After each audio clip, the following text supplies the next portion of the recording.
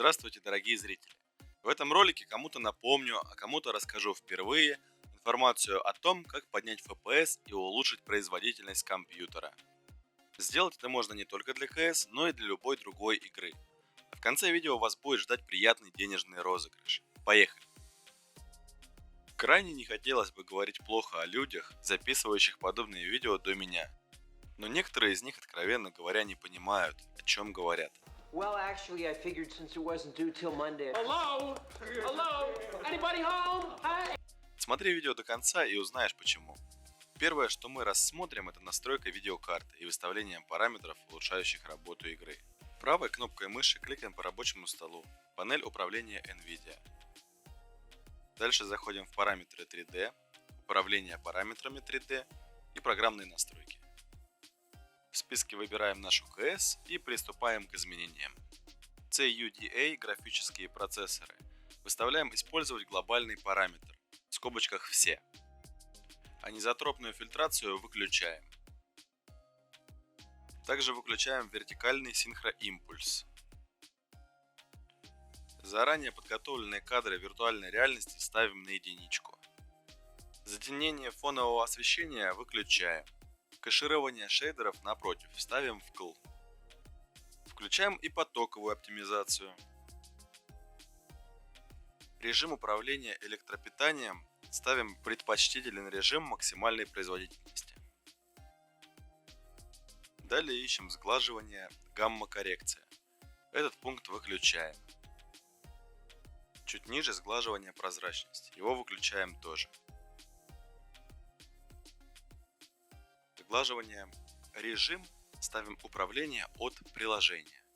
Тройную буферизацию выключаем и переходим к фильтрации текстур.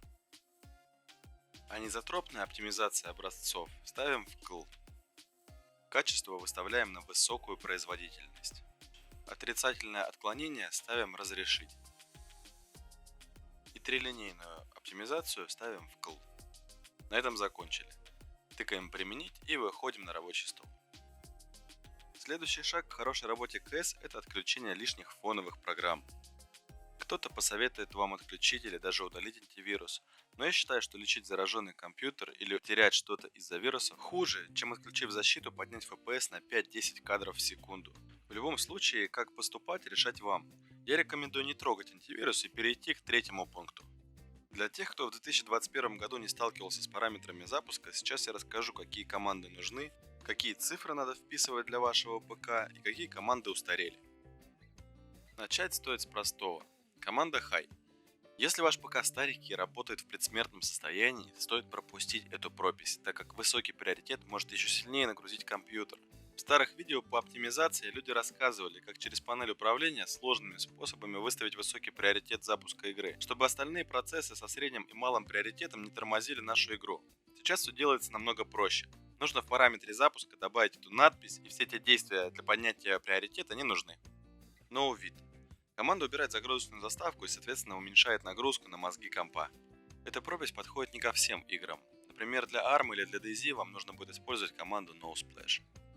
Следующая команда пришла на замену CPU Count. Это количество используемых ядер.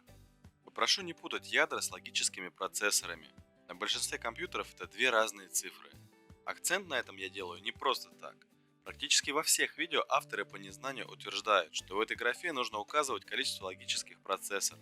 На, серьезно. Смотреть информацию вы можете в диспетчере задач.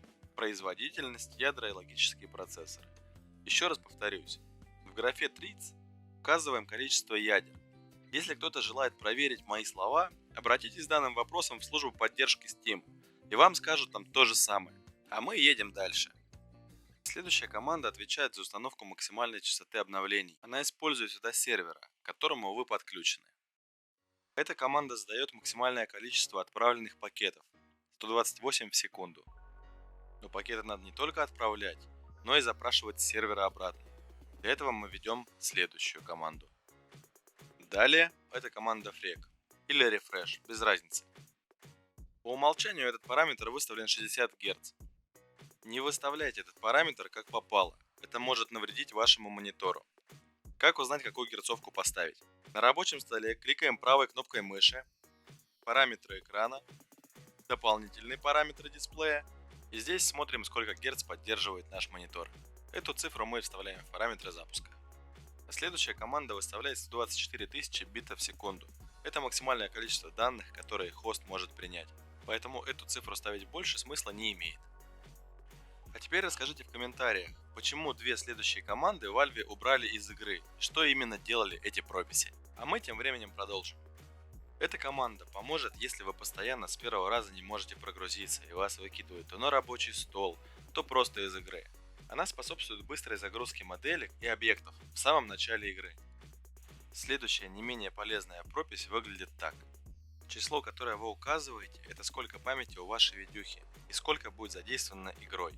Показываю, как узнать память своего компьютера. Пуск, выполнить. В открывшемся окне пишем эту строчку. Переходим во вкладку «Монитор», и в строке «Всего памяти» будет указано количество памяти вашей видеокарты. У меня это 16430. Вписываем значение в параметры запуска и переходим к следующему пункту. MaxMem — это максимально разрешенный объем оперативки, который может использовать игра. Как узнать, какое число вписывать именно вам? Открываем диспетчер задач, вкладка «Производительность», и вот оно количество памяти вашего компьютера. Это число нужно умножить на 1024, и мы получим ту сумму, которую вписываем в наш параметр запуска. Если MaxMem — это максимально разрешенный объем оперативки, то HeapSize принудительно устанавливает количество используемой памяти для игры. С ним немного сложнее, потому что значение должно быть указано в байтах. 262 144 — это 512 мегабайт оперативной памяти. 524 288 — это 1 гигабайт оперативной памяти. 1 048 576 — это 2 гигабайта оперативной памяти. 1 572 864 — это 3 гигабайта оперативной памяти и максимальное значение для 32-битной операционной системы. 2 097 152 — это 4 гигабайта оперативки. 3 145 728 — это 6 гигабайт оперативки. 4 194 304 — это 8 гигабайт оперативки. И 8 388 608 — это 16 гигабайт оперативной памяти. Значение HeapSize и FRAC можно проверить в игре с помощью команды matinfo. Герцовка показывается вот здесь, а количество байт HeapSize показывается вот тут. На моем компьютере по умолчанию выделяется для CSGO 2 ГБ оперативной памяти. С прописями закончили, перейдем к следующему пункту. Четвертое, что может помочь нам оптимизировать игру, это отключение фоновых процессов через диспетчер задач. Также к этому пункту хочу отнести перезагрузку компьютера перед началом игры. Нужно это для того, чтобы разгрузить ОЗУ, оперативное запоминающее устройство. Оно нагружается после некоторого времени работы за компьютером, его нужно освобождать. И переходим к финальному пункту нашей оптимизации. Одной из основных причин просадки FPS на игровых ноутбуках является тротлинг. Тротлинг — это занижение частот процессора при достижении максимальных температур. Если у вас ПК, а не БУК, но система охлаждения не справляется, то эта программа поможет и вам. В момент падения частот с ними падает FPS, появляются микрофризы. В зависимости от игры это может происходить достаточно часто и довольно негативно сказываться на игровом процессе. Улучшить данную ситуацию позволяет своевременная замена термопасты и андервольтинга, так как на ноутбуках не очень хорошая система охлаждения. Существует огромное множество разных программ для андервольтинга, я остановился на этой. Скачать бесплатно ее можно с официального сайта. При первом запуске выдает оповещение о том, что запуская программу вы делаете все на свой страх и риск. Манипуляции могут нанести вред вашему компьютеру. Но так как мы не будем бездумно тыкать куда попало, нам бояться нечего. Нажали ОК, запустили программу. Открываем вкладку FIVN. Первое, что делаем, настраиваем CPU Core. Для этого разблокируем регулируемый вольтаж и ставим галочку на Adaptive. Дальше в Offset вольтаж ставим галочку на 250 и опускаем бегунок. Мой компьютер чувствует себя прекрасно на минус 160. На данном этапе ноутбук работает без каких-либо сбоев. Перейдем к настройке CPU Cache. Разработчиками рекомендуется выставлять те же параметры, что мы только что выставили в CPU Core, то есть вольтаж должен быть на минус 160.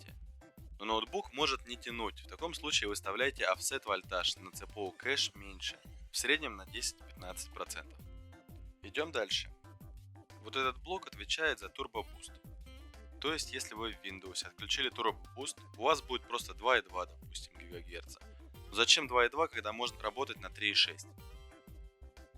Затем для сохранения кликаем эту галочку и нажимаем Apply. Должно нормально пройти и в дальнейшем работать. Жмем ОК. Заходим в опции и выставляем галочки, как у меня. Сохраняем данные и жмем для проверки TS Bench. В size выставляем 960. Так рекомендуют разработчики. И нажимаем старт. Не знаю, почему этот раздел назвали скамейкой. Ждем скамейку. Изначально играл с температурой в 96 градусов. То есть постоянный тротлинг был. Сейчас в пике 83-84 градуса, что довольно неплохо в пиковых нагрузках. По завершению проверки еще раз сохраняем и все. Программа работает. Теперь время перейти к розыгрышу. Генератором случайных чисел мы будем разыгрывать деньги. Когда это видео наберет 100 лайков, я разыграю первые 500 рублей. Затем, когда лайков наберется 500, снова разыграю пятихаточку. И буду разыгрывать по 500 рублей каждые 500 лайков под этим видео. Для участия нужно выполнить простые условия. Оставить комментарии под этим видео, быть подписанным на канал и, конечно, поставить лайк.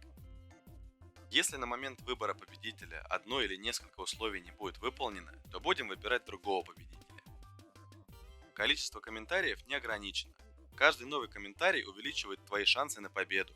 Выигрыш пришлю в течение 24 часов после победы на карту, телефон, киви или куда пожелает победитель. Участвуй и выигрывай. Напоминаю, что конкурс стартует по достижении отметки в 100 лайков. Жду вашей поддержки, друзья. Всем пока!